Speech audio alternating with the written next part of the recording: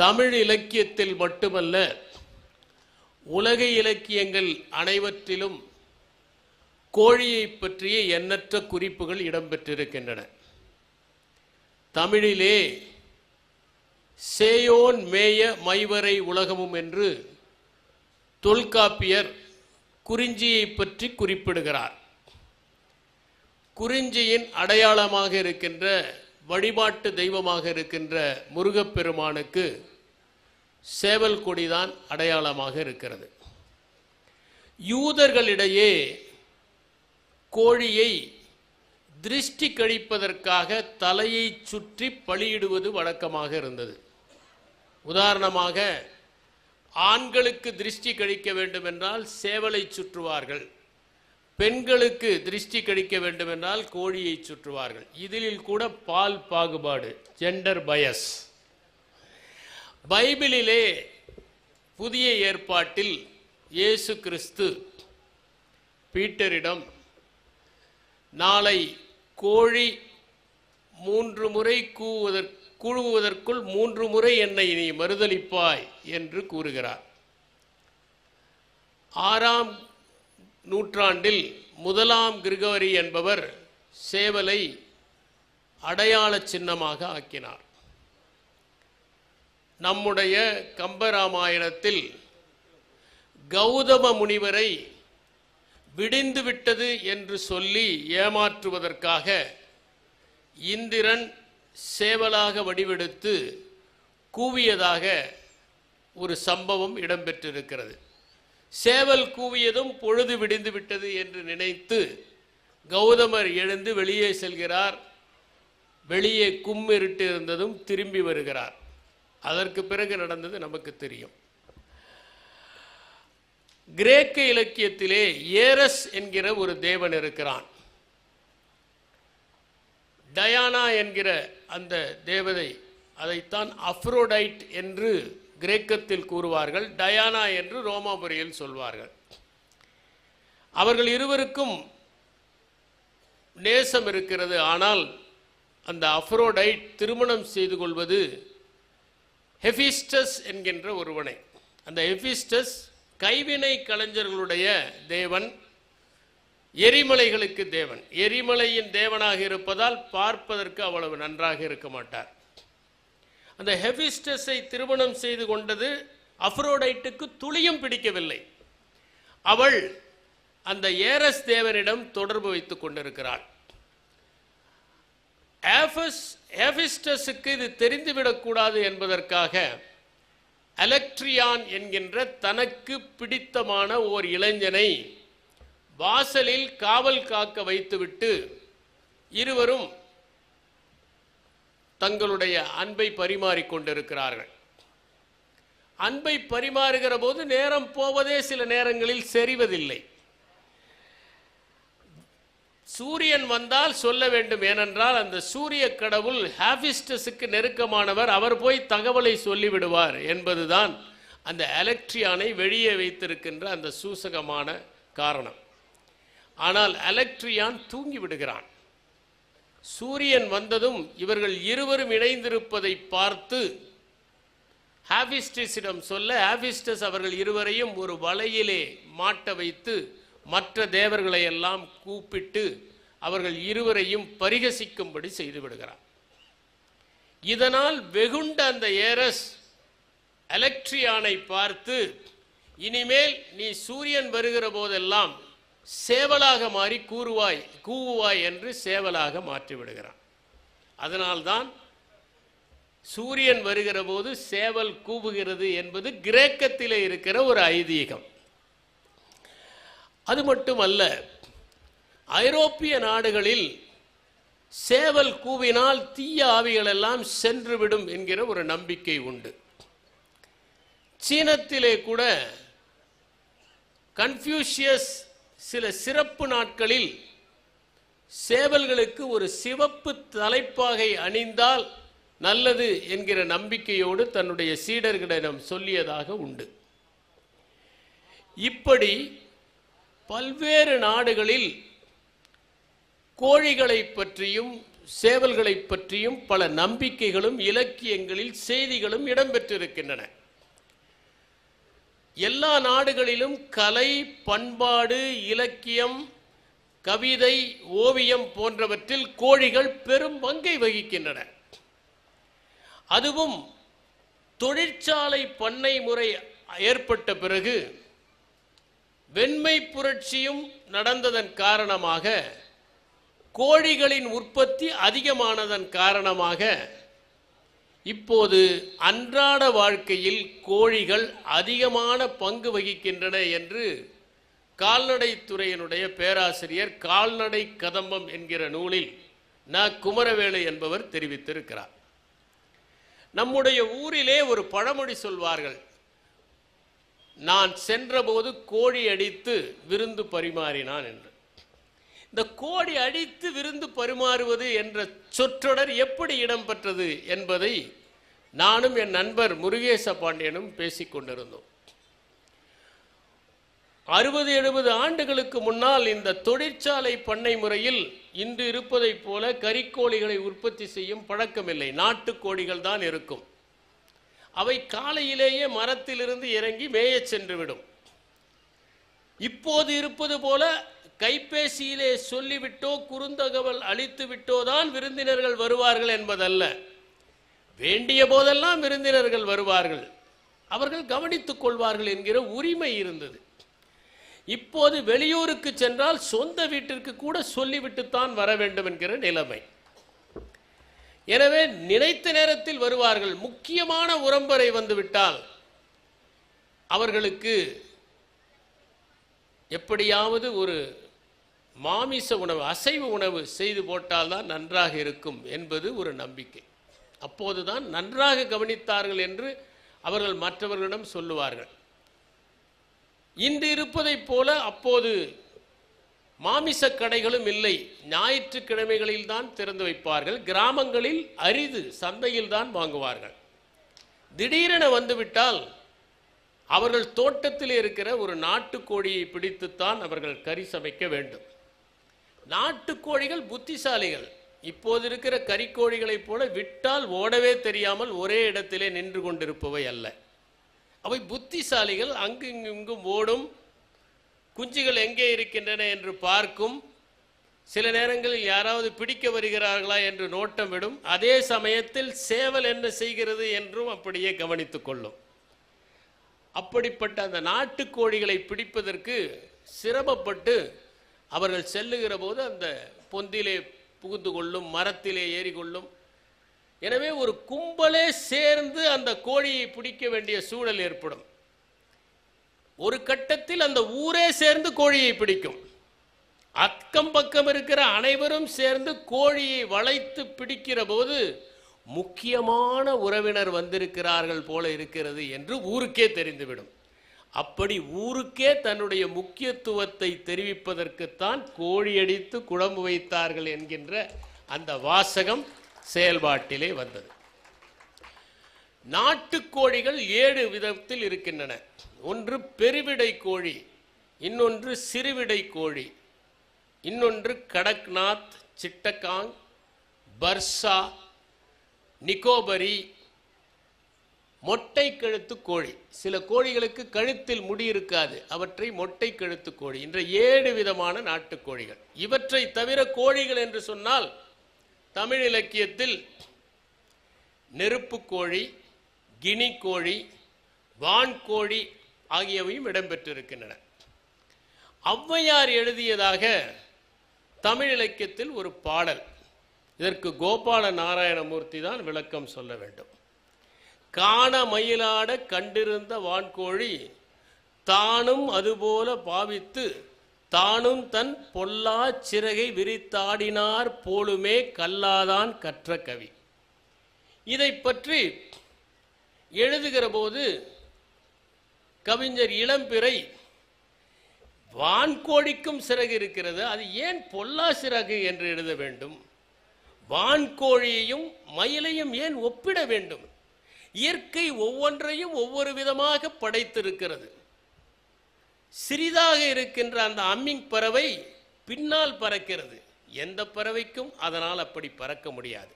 பெரிதாக இருக்கிற நெருப்புக்கோழி பறக்க முடியாது, ஆனால் அதை போல வேகமாக எதுவும் ஓட முடியாது. இயற்கை ஒவ்வொன்றையும் ஒவ்வொரு விதமாக படைத்திருக்கிற போது நாம் ஏன் பொல்லா சிறகை என்று சொல்ல வேண்டும், இதை போய் மாணவர்களுக்கு ஏன் வைக்க வேண்டும் என்று எழுதியிருப்பார். இதற்கு விளக்கம் கொடுத்த பிரபஞ்சன் கூட அணிந்துரையில் இந்த கூற்றை ஏற்றுக்கொண்டு தன்னுடைய விமர்சனத்தை தெரிவித்திருப்பார். இதை பற்றி நான் வாசிக்கிற போது யோசித்தது உண்டு. ஆனால் இதற்கான தெளிவான விளக்கம் கையில் இருக்கும் பூமி என்கின்ற தியோடர் பாஸ்கரன் எழுதிய ஒரு நூலில் எனக்கு கிடைக்கப்பெற்றது.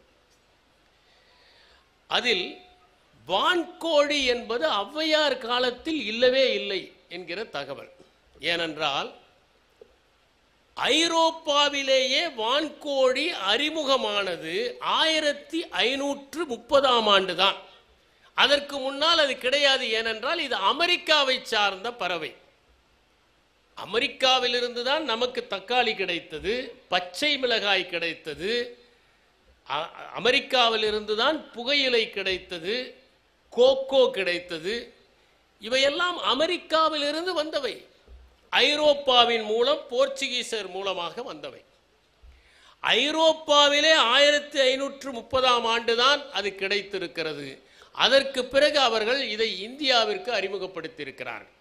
அதுவரை தமிழ்நாட்டில் வான்கோழி என்பதே தெரியாது. அது மட்டுமல்ல, முகலாயர்கள் 17ஆம் நூற்றாண்டில் அந்த வான்கோழியை வரைந்து வைத்திருக்கிறார்கள்.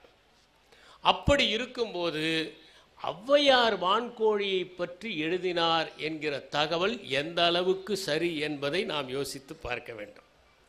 அது மட்டுமல்ல, காணமயில் என்பது மயில் அல்ல, கிரேட் இந்தியன் பஸ்டர்ட் என்கிற ஒரு பறவை. அந்த கிரேட் இந்தியன் பஸ்டர்ட் என்கிற அந்த காணமயில் நம்முடைய காடுகளில் இருந்திருக்கிறது. ஒகேனக்கல் பகுதியில் எல்லாம் அது இருந்திருக்கிறது.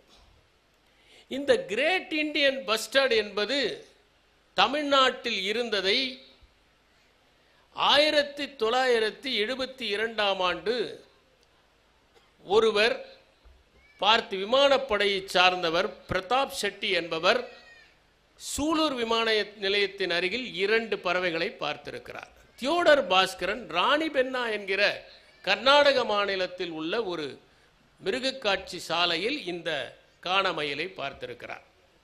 அது சிறகை விரித்து கொண்டு மயிலைப் போல, வான் கோழியைப் போல தன் இணையை கவர்வதற்கு சத்தம் செய்யும். இந்த காணமயில் என்கின்ற இந்த கிரேட் இந்தியன் பஸ்டர்ட் என்பதைத்தான் நம்முடைய தேசிய பறவையாக அறிவிக்கலாம் என்று நினைத்தார்கள். ஆனால் அந்த ஸ்பெல்லிங்கில் ஏதாவது பிரச்சனை வந்தால் வேறு மாதிரி ஆய்விடும் என்பதற்காக அதை அறிவிக்கவில்லை. கிரேட் இந்தியன் பஸ்டர்ட் என்பதை அவர்கள் அறிவிக்கவில்லை, மயிலை அறிவித்தார்கள். எனவே இந்த காண மயிலாட கண்டிருந்த வான்கோழி என்கிற பாடல் ஔவையார் எழுதியதா என்கிற சந்தேகத்தை தியோடர் பாஸ்கரன் முன்வைக்கிறார். அது எனக்கு சரி என்றுதான் படுகிறது. நம்முடைய மொழியிலே கோழியை பற்றி நிறைய பழமொழிகள். கோழி அடிக்க குறுந்தடியா, கோழி களவு போனதற்கு ஆடு வெட்டி பலியிடலாமா, கோழி கருப்பானால் முட்டை கருப்பாக இருக்குமா, கோழி கருப்பானாலும் சிவப்பானாலும் முட்டை வெளுப்புதானே, கோழி கூவி விடியுமா நாய் குரைத்து விடியுமா, கோழி கூவி பொழுது விடிஞ்சது, கோழி கொடுத்து குரலும் அழுதாச்சு, கோழி கறி என்றதும் கொண்டாடி கொண்டானாம், கீரை தண்டானாம் அட கீரை தண்டானாம் சுப்பா, கோழி கறி கொடுத்து குயில் கறி வாங்குவாங்களா, கோழி காய்ச்சலும் குண்டன் காய்ச்சலும் விடாது, கோழி குஞ்சுக்கு பால் கொடுத்தது போல, கோழி குஞ்சை காப்பது போல, கோழி தட்டி கூவுமா, கோழி திருடியோடு கூவி குலாவுகிறாள், கோழி தின்ன கல்வனோடு கூடி உலாவுகிறாள், கோழி கொடுத்து குரலும் கொடுத்தது போல், கோழி மிதிச்சு குஞ்சு முடமாகுமா, கோழி முடத்துக்கு கடா வெட்டி காவு கொடுத்தது போல, கோழி முடத்துக்கு ஆடு வெட்டி பலியிட்டது போல, கோழி முட்டைக்கு தலையும் இல்லை, கோயில் ஆண்டிக்கு முறையும் இல்லை, கோயில் காலில் கச்சை கட்டினாலும் குப்பையை தான் சீக்கும், கோழியை கேட்டா ஆணம் காய்ச்சறது, குருட்டு கோழி தவிட்டுக்கு ஏங்கினதாம், குருவும் சீடனும் குப்பையும் கோழியும் போல, பெட்ட கோழி கூவி பொழுது வெடியுமா, பெட்ட கோழி தட்டுனா கூவுமா, ஆடி கழிஞ்சு 5ஆம் நாள் கோழி அடித்து கும்பிட்டானாம் என்று 26 பழமொழிகள் தமிழிலே இருக்கின்றன. மரியதாஸ் என்பவர் கோழிகளை பற்றி குறிப்பிடுகிற போது, இந்த கோழிகள் சீனத்திலே 2000 ஆண்டுகளுக்கு முன்பே எப்படி வளர்ப்பது என்று சீன மன்னன் மக்களுக்கு கற்றுக் கொடுத்திருக்கிறார். செயற்கை முறையில் அந்த முட்டைகளை பொறிக்க வைக்கிற நுட்பம் கிமு 246ஆம் ஆண்டிலேயே இருந்திருக்கிறது என்று குறிப்பிடுகிறார். சாக்ரட்டிஸினுடைய வரலாற்றை படிக்கிற போது அவர் கடைசியாக சொன்னதே, நான் ஒரு சேவல் ஒன்றை இரவல் வாங்கினேன், அதை திருப்பி கொடுத்து விடுங்கள் என்று சீடர்களுக்கு சொன்னதுதான். பல இடங்களில் கோழிகளின் பெயர்கள் இருக்கின்றன. கோழிக்கோடு என்று கேரளாவில் இருக்கிறது, கடலூர் மாவட்டத்தில் கோழிப்பாக்கம் என்று, திருச்செங்கோட்டிற்கு வருகிற வழியில் கூட கோழியின் பெயரால் ஒரு ஊர் இருக்கிறது. கோழியின் பெயரில் நிறைய ஊர்கள் இருக்கின்றன. பண்டை காலத்திலேயே கோழியின் பெயரில் ஒரு ஊர் இருந்தது, உரந்த என்றும் உறையூர் என்றும் அழைக்கப்படுகின்ற, அது சோழர்களுடைய தலைநகராக இருந்தது. அதை கோழியூர் என்றும் அழைத்தார்கள். சிலப்பதிகாரத்தில் நலங்கிள்ளி கண்ணகிக்கு அங்கே ஒரு கோயில் அமைத்தான் என்று இளங்கோவடிகள் குறிப்பிடுகிறார். அவர் அதை பற்றி குறிப்பிடுகிற போது, முரஞ்செவி வாரணம் முன்சமம் முறுக்கி புரஞ்செவி வாரணம் புக்கன என்று குறிப்பிடுகிறார். முரஞ்செவி என்றால் முரத்தை போல செவியாக இருக்கிற, வாரணம் என்றாலும் யானை, வாரணம் என்றால் கோழியும் கூட. இதற்கு பின்னால் கர்ணவழி கதை ஒன்று உண்டு. கரிகார் சோழன் ஒரு யானையின் மீது கம்பீரமாக அமர்ந்து சென்று கொண்டிருக்கிற போது திடீரென அந்த யானைக்கு மதம் பிடித்து விடுகிறது. என்ன செய்வது என்று தெரியாமல் எல்லோரும் தவித்த போது ஒரு சேவல் வந்து அந்த கோழியை கொத்தி அதை அடக்கியது. அந்த யானை கீழே விழுந்து இறந்து விட்டது என்பது கர்ணவழி கதை. பஞ்சவர்ணேஸ்வரர் கோவில் என்பதில் இப்படி 2 புடைப்பு சிற்பங்கள் இருக்கின்றன. இதனால் அந்த ஊருக்கு கோழியூர் என்கிற பெயரும் உண்டு என்பதை பரிபாடலில் பார்க்கிறோம். அதிலே ஒரு பாடல் ஒன்று வருகிறது. பூவினில் பிறந்தோன் நாவினில் பிறந்த நான்மறை கேள்வி நவில் குரல் எடுப்ப ஏமம் இன்தொழில் துயில் எடாது அல்லது வாழிய வஞ்சியும் கோழியும் போல் கோழியில் எழாது எம் பேரூர் துயிலே என்பது அந்த பரிபாடலிலே உள்ள பாடல்.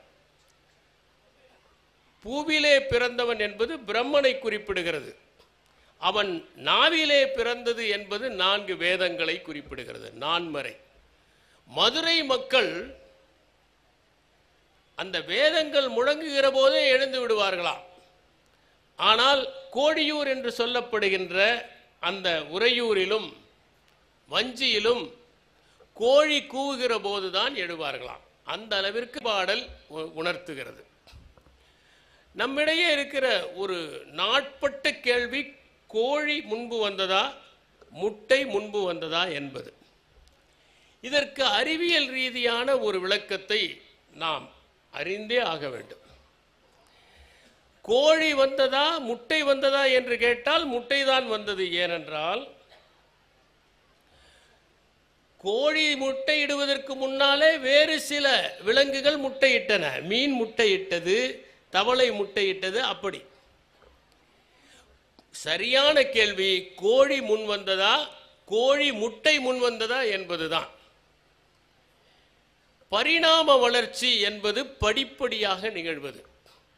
பரிணாம வளர்ச்சிக்கும் புரட்சிக்கும் ஒரு மிகப்பெரிய வேறுபாடு உண்டு. புரட்சி என்பது திரும்பக்கூடியது, ஆனால் பரிணாம வளர்ச்சி திரும்பாது. புரட்சி வேகமாக நடக்கும், பரிணாம வளர்ச்சி மெதுவாக நடக்கும். ஒரு முறை நடந்தால் திரும்ப நடக்காது. உயிரினங்கள் படிப்படியாகத்தான் பரிணாம வளர்ச்சி அடையும். பல லட்சம் ஆண்டுகள் கூட பரிணாம வளர்ச்சி அடைவதற்கு ஆகும். உதாரணமாக, மனிதன் வாலில்லாத குரங்கிலிருந்து 2 கிளைகளாக பிரிகிறான். ஒன்று சிம்பன்சி, இன்னொன்று மனிதன். இந்த 2 பிரிவுகளாக பிரிவதற்கு லட்சக்கணக்கான ஆண்டுகள் தேவைப்பட்டிருக்கும். ஒவ்வொரு நிமிடமும் பரிணாம வளர்ச்சி நகர்ந்து கொண்டுதான் இருக்கிறது. அதனால்தான் ரிச்சர்ட் டாக்கின்ஸ் இருத்தல் என்பது கஞ்சத்தனமான காசாலன், அது ஒரு நொடியை கூட வீணடிப்பதில்லை என்று குறிப்பிடுகிறார். எனவே முதலில் கோழி இருந்ததற்கு முன்பு ஒரு புரோட்டோ கோழிக்கு முன் வடிவம் ஒன்று இருந்திருக்க வேண்டும். அதற்கு முன்பு ஒரு வடிவம், அதற்கு முன்பு ஒரு வடிவம், இப்படி இருந்து கொண்டே இருந்திருக்க வேண்டும். இப்படி மாற்றங்கள் நிகழுகிற போது அந்த கோழிக்கு முன்னான முன்கோழி ஒரு முட்டையை இடும். ஒன்றை புரிந்து கொள்ள வேண்டும், எந்த உயிரினத்திலும் மரபுக்கூறுகள் 100% அடுத்த தலைமுறைக்கு கடத்தப்படுவது இல்லை. அதில் சற்று வேறுபாடு இருக்கும். அது 99.9% இருக்கலாம். திடீரென சில மாற்றங்கள் ஏற்படுவது உண்டு. அதுதான் மரபு திரிவு என்று சொல்வார்கள். அந்த மரபு திரிவுகளின் காரணமாகத்தான் புது உயிரினங்கள் ஏற்படுகின்றன. அப்படி ஒரு கோழி முட்டையிடுகிற போது அந்த முட்டையிலே மரபு திரிவுகள் ஏற்பட்டு மாற்றங்கள் ஏற்பட்டு அது பொரிந்து வெளியே வருகிற போது கோழி வந்திருக்க வேண்டும். அப்படி பார்க்கிற போது கோழி முன் வந்ததா முட்டை முன் வந்ததா என்றால் முட்டை தான் முன் வந்தது, கோழி பின்னால் தான் வந்தது. எனக்கு இன்னொரு வரலாற்று சம்பவம் நினைவுக்கு வருகிறது. கொலம்பஸ் வெளிநாடுகளுக்கெல்லாம் சென்று பயணம் பட்டு அவற்றை கண்டறிவது என்று பேசிக் கொண்டிருக்கிற போது உணவு மேடையில் இருந்த மற்றவர்கள் எல்லாம் கொலம்பஸை பார்த்து கிண்டல் செய்தார்கள். அவர்கள் இவ்வாறு கேலி பேசுவதை பார்த்து கொலம்பஸ் அவர்களிடம் கேட்டார், இந்த முட்டையை நீங்கள் நிற்க வைக்க முடியுமா? யாராலும் முடியாது என்று சொல்லிவிட்டார்கள். நான் நிற்க வைக்கிறேன் என்று அதனுடைய அகலமான பகுதியை சற்று தட்டி நிற்க வைத்தார் கொலம்பஸ். அப்போதுதான் அவருடைய திறமையை அவர்கள் ஒப்புக்கொண்டார்கள். கோழிகள் எப்படி உருவாயின என்பதை மருத்துவர்களும் விஞ்ஞானிகளும் கூறுகிறார்கள். அதற்கு மூதாதையராக இருந்தது காட்டு சிவப்பு கோழி என்பதுதான் என்று கூறுகிறார்கள். அந்த காட்டு சிவப்பு கோழியிலிருந்து பரிணாம வளர்ச்சி அடைந்துதான் கோழிகள் உண்டாயின. ஆனால் அந்த கோழிகளுக்கு மஞ்சள் தோல் இருப்பதற்கு காரணம் இந்தியாவில் இருந்த சாம்பர் காட்டு கோழிகளும் ஒரு காரணம். அதன் வால் இப்படி இருப்பதற்கு இலங்கையில் இருந்த காட்டுக்கோழிகளும் பச்சை காட்டுக்கோழிகளும் காரணமாக இருக்கும் என்று குறிப்பிடுகிறார்கள். தமிழ் மொழியை பொறுத்தவரை அதனுடைய சிறப்பு நம்முடைய கோபால நாராயணமூர்த்தி அவர்கள் குறிப்பிட்டதைப் போல பல பாடல்களை யார் எழுதினார்கள் என்பதே தெரியவில்லை. நம்முடைய தமிழர்களுடைய சிறப்பே செய்வது முக்கியம், செய்பவர் முக்கியம் அல்ல. நாம் சிற்பங்களை செதுக்கி இருக்கிறார்கள், எதிலும் அவர்கள் பெயர் இல்லை. பல பாடல்களை எழுதியிருக்கிறார்கள், யார் எழுதினார்கள் என்று தெரியாது. பல அற்புதமான கட்டடங்களை கட்டினார்கள், யார் கட்டினார்கள் என்று தெரியாது. மைக்கேல் ஆஞ்சலோ மிகப்பெரிய சிற்பி என்று எல்லோரும் சொல்லுகிறார்கள். அவர் வடித்த சிற்பங்களை எல்லாம் பட்டியலிடுகிறார்கள். அத்தனை சிற்பங்களையும் மைக்கேல் ஆஞ்சலோ வடிக்கவில்லை. அவற்றின் சிறிய வடிவத்தை அவர் வடிப்பார், சீடர்கள் தான் பெரிய வடிவத்தை வடிப்பார்கள். ஆனால் அத்தனையும் மைக்கேல் ஆஞ்சலோவுடையது. தமிழ் இலக்கியங்களை எடுத்துக்கொண்டால் பெயர் தெரியாத அற்புதமான பாடல்களை பலர் பாடியிருக்கிறார்கள். உதாரணமாக யாயும் ஞாயும் யாராகியரோ என்கிற ஒரு பாடல். செம்புல பெயர் நீர் போல அன்புடை நெஞ்சம் தாம் கலந்தனவே என்று இருவரிடையே இருக்கிற நேசம் பூர்வீகத்தை எல்லாம் பார்க்காமல் நிகழ்வதை குறிப்பிடுகிற ஒரு பாடல். யார் எழுதினார் என்று தெரியவில்லை, அற்புதமான பாடல். அதை எழுதியவருக்கு செம்புல பெயல் நீரார் என்றே பெயர் கொடுத்து விட்டார். அதை போல ஒரு பறவையை இவ்வளவு நுணுக்கமாக ஒருவர் தன்னுடைய பாட்டில் வடிக்க முடியுமா என்பதற்கு நாராய் நாராய் செங்கால் நாராய், அதிலே அந்த பனங்கிழங்கு பிளந்ததை போல அதனுடைய மூக்கு இருக்கும். நீங்கள் செங்கால் நாராயை பார்த்தால், இதை பற்றி தியாடர் பாஸ்கரன் சொல்கிறார், இது நம் நாட்டு பறவை அல்ல, நம் நாட்டிற்கு வலசை வருகிற ஒரு பறவை. அதனால்தான் அதிலே அந்த கவிஞர் கூறுகிறார், நீ வடக்கிலிருந்து தெற்கு போக நேர்ந்தால் எங்கள் ஊர் சத்திமுத்தி ஊருக்கு சென்று அங்கே இருக்கிற வாவியில் தங்கினாள் என்று. அவர் யார் எழுதினார் என்று தெரியாது, எனவே அவருக்கு பெயர் சத்திமுத்தி புலவர். அதை போல குப்பை கோழியார் என்று ஒரு புலவர். அந்த குப்பை கோழியார் ஒரு பாடலை பாடுகிறார். குப்பையிலே மேய்ந்து கொண்டிருக்கிற 2 கோழிகள் சண்டையிட்டால் அவை தொடர்ந்து சண்டையிட்டு கொண்டே இருக்கும். அவற்றை யாராவது விரட்டிவிட்டால் உண்டு, அல்லது தாங்களே பலத்தை இழந்து பிரிந்தால்தான் உண்டு. அதை போல அவளுக்கு ஏற்பட்ட தன்னுடைய காதலனை பிரிந்த அந்த பிரிவாற்றாமை தானாக தணிந்தால்தான் உண்டு என்கின்ற பொருளில் ஒரு பாடலை இந்த குப்பை கோழியார் எழுதியிருக்கிறார். அந்த குப்பை கோழியார் எழுதியிருக்கிற பாடல், குப்பை கோழி தனிப்போர் போல விழியாங்கு விழியின் அல்லது களைவார் இல் யான் உற்ற நோயே என்று குறிப்பிடுகிறார்.